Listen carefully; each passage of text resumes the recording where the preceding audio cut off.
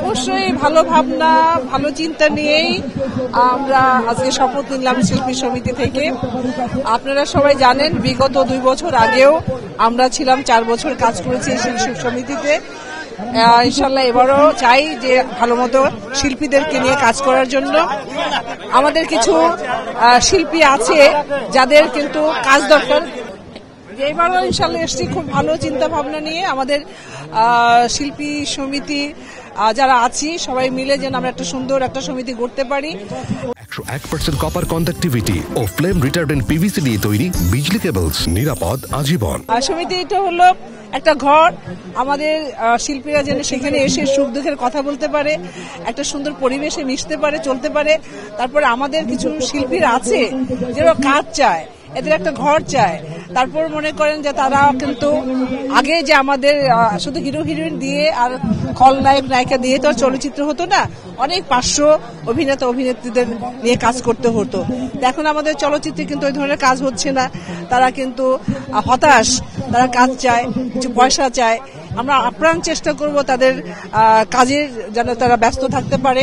যেমন আমি ব্যক্তিগতভাবে উদ্যোগ নিয়েছি, বা আমাদের যখন মিটিং হবে আমি সবার সামনে এই কথাটা উপস্থাপনা করতে চাই। সেটা হলো আমাদের তথ্য মন্ত্রণালয় থেকে, তথ্য সম্প্রচার মন্ত্রণালয় থেকে প্রতি বছর 20টি করে কিন্তু চলচ্চিত্র আপনার অনুদান দেওয়া হয়। সেখান থেকে আমরা 10টা ছবি চাই আমাদের এই এফডিসি আপনার এই স্টুডিওর এখানে যারা আপনার ডাইরেক্টর আছে তাদের জন্য, বাবা আমাদের শিল্পী সমিতির আমরা কিছু এই 10টা ছবি ভাগাভাগি করে নিতে চাই। এটা আমি দাবি রাখবো আমাদের তথ্য সম্প্রচার মন্ত্রণালয়ে। এটা মানে সেদিকে এগোবো। তারপরে আমাদের শিল্পীদের, অনেক শিল্পীদের তাদের কিন্তু ঘর নাই, তারা বাসা ভাড়াও দিতে পারে না। এর আগেও কিন্তু আমরা উদ্যোগ নিয়েছিলাম যে আমাদের গভর্নমেন্টের কাছ থেকে আমরা কিছু জমি নিতে চাই। এইবারও কিন্তু সেই উদ্যোগ থাকবে।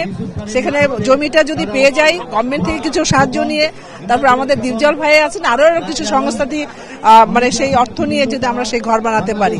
আর আমার বিশ্বাস যেটা হবে, আমাদের প্রাণের নেত্রী, আমাদের জননেত্রী, আমাদের মাননীয় প্রাইম মিনিস্টার শেখ হাসিনা, উনি যদি মনে করেন যে দেশের মানুষের জন্য গুচ্ছগ্রাম বানাতে পারে, আর আমাদের তো কিছু শিল্পী, তাদের জন্য কেন ঘর হবে না? আমি আশা করি উনি তো প্রাণ ঢেলে দেয় যখনই যে শিল্পী কলা কৌশলী অসুস্থ হয় বা তাদের আর্থিক সমস্যা হয়, উনি সহযোগিতা করে আসছেন। তারপরে এই শিল্পী সমিতির জন্য কল্যাণ ট্রাস্ট খুলে দিয়েছেন। এর চেয়ে আর কি চান? আমি বলবো সেই মায়ের মানে সেই মায়ের মতো, বোনের মতো সমতুল্য আমাদের শিল্পীদেরকে ভালোবাসেন। আমাদের অসুবিধার কথা শুনিয়ে উনি অবশ্যই গ্রহণ করবেন। এগুলো অনেক অনেক অনেক কিছুই আছে আমাদের পরিকল্পনা। দেখি সবে তো পাশ করে আসলাম, শপথ নিলাম। ইনশাল্লাহ আমার মনে হয় চেষ্টা আমরা আপ্রাণ চালিয়ে যাব।